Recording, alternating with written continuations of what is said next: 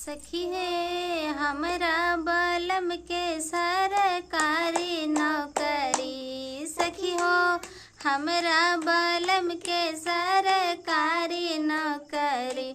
सैया ले ले अले हमरो लहरदार चुनरी। सैया ले ले अले हमरो लहरदार चुनरी। लहरदार चुनरी हो चमकदार चुनरी। लहरदार चुनरी हो चमकदार चुनरी। सैया ले ले अले हमरो चमकदार चुनरी। सैया ले ले अले हमरो लहरदार चुनरी। चुनरी पहिरे हम खानावा बनावत रहनी। चुनरी पहिरे हम खानावा बनावत रहनी।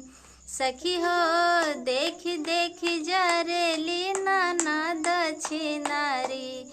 सखी हो देख देख जरेली ननद छिनारी। सैया ले ले अले हमरो लहरदार चुनरी। सैया ले ले अले हमरो